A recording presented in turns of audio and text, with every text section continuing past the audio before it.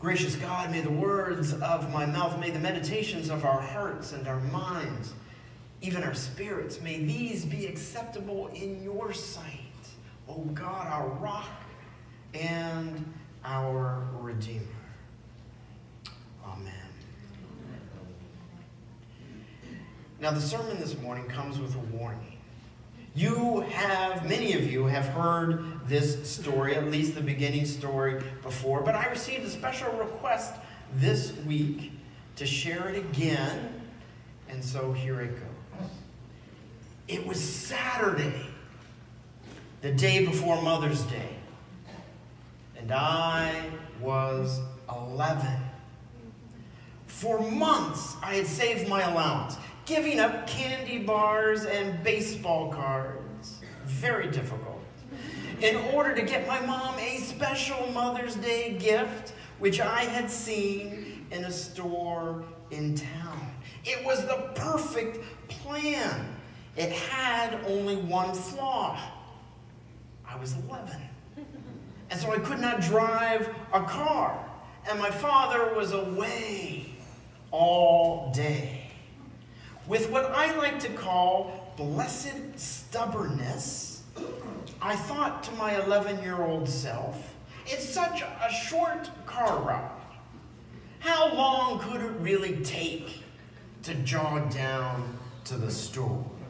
So I put on my best sneakers. I told my mom, remember I'm getting a gift from my mom? I started that gift by lying to my mom, saying that I was going to a friend's house. And then I went out and I started to jog. For the first 2 miles, I was excited. I was even giddy.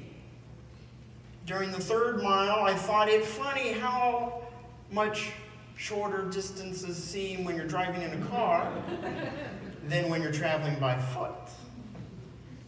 During the 4th mile, I was walking, no longer jogging, and I was worried. A blister, you see, had formed on my left heel, and still I could not see the shopping plaza. I thought about giving up. I thought about turning back. I hadn't expected giving the gift would be so hard. You know, that's what the disciples on the road to Emmaus were doing. It got difficult in Jerusalem. Jesus was crucified. So they turned back. They went back to their hometown of Emmaus. And I thought about doing the same thing with the blister on my heel, but I couldn't turn back now. I was committed. Besides the vision of joy that I knew that gift would bring my mom, it gave me the strength to continue. So 2 hours beyond that point, I finally made it to the store. I quickly bought the gift, and with a sigh, I turned back towards home. And the 2+ hour trek it was. By the time I made it home, my feet were a bit bloody. Blisters oozed on both of my feet. Ooh is right. Sometimes life gives us those ooh kinds of moments. The next morning, when my mom opened her gift, she smiled and she thanked me. And I know now that we shouldn't give gifts with the expectation of great gratitude in return. But I was only 11. I had hoped for more. I mean, it was a nice reaction, but it lacked the sheer joy that I had imagined and pulled me through those 5+ hours I was on the side of the road, walking and jogging. You see, the thing was this. My mom thought my dad had bought the gift and then given it to me to give to her. And she thought that because that's what had happened every year to that point. But of course, my dad, this year, was just as surprised as my mother was. And that led to a little motherly interrogation in which the whole bloody-footed story came out. When she saw the tender little heels that I had bandaged with Kleenex and masking tape, because I couldn't ask her to get the first aid kit out. It was a surprise to her. It would have ruined it all. And after she made me promise never to do a crazy thing like that again, she then hugged me. And she began to cry tears of joy. And that made me cry. And that made my dad cry. It's interesting how I can remember that moment like it was yesterday. But I still can't remember the gift I gave my mom. I asked her 2 years ago, and she can't remember either. And the reason we can't is because it is completely unimportant, whatever the thing was. Because what made the event so special, so memorable, that moved my mom to tears and us all, was not the thing I gave, but the love that was shared in the giving. That was the true gift. A love born of sacrifice, as all true love must be. That touches the soul. That kind of love is a gift that transforms lives.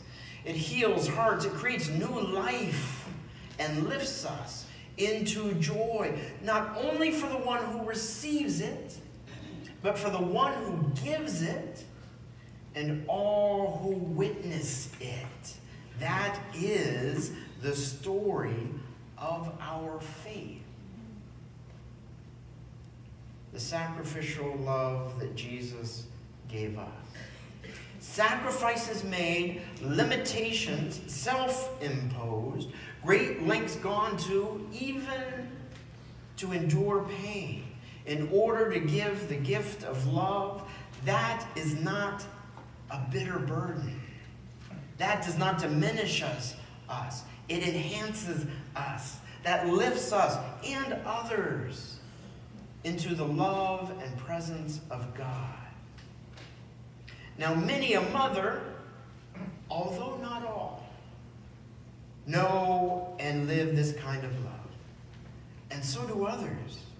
Many a person of faith, many a father, many a friend, although not all, know and live this kind of love. A Christ-like love. Even some 11-year-olds. It's a kind of love that sneaks up on you and that we too often take for granted. The truth is, if I had truly known what walking that day would involve, what it would take, the pain that I would endure, I'm not sure that I would have walked down to that store.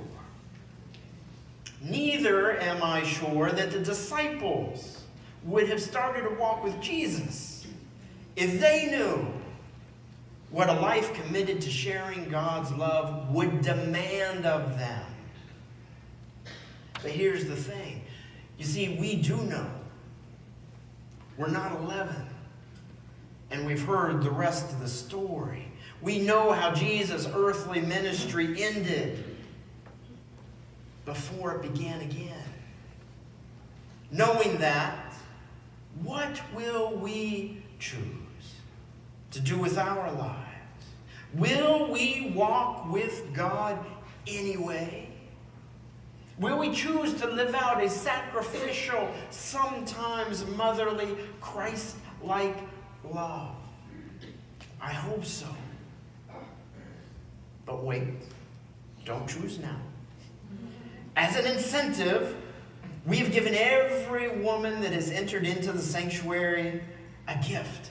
In that jar is a pair of socks to make that difficult journey and walk a little easier. The socks say this. I don't know if you've opened it up already. This is a spoiler alert. My apologies. The socks say this: blessed is the woman who walks with God. Of course, it's also true of men and children, but they're going to have to get their own socks.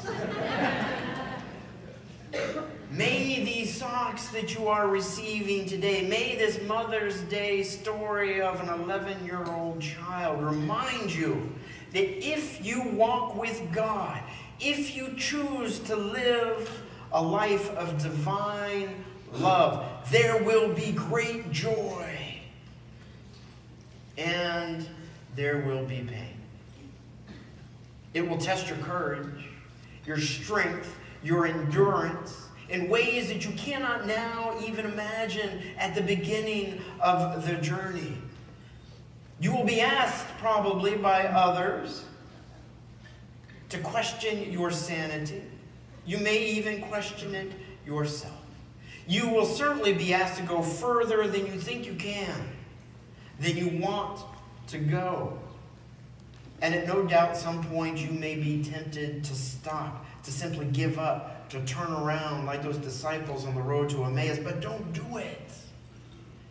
Because walking that path, living that life, giving that gift of this kind of love is what transforms lives and communities. It has the power to heal hearts and to offer forgiveness, and in doing so, create new life and new possibilities and lift us all into joy. Not just the one that receives the love, not just the one who gives the love, but all who witness it. And so today it is appropriate that we celebrate all who, despite knowing the hardships involved, walk that path anyway and choose to make the sacrifice and to offer the gift of love that brings joy. May we all aspire to be those kind of people ourselves.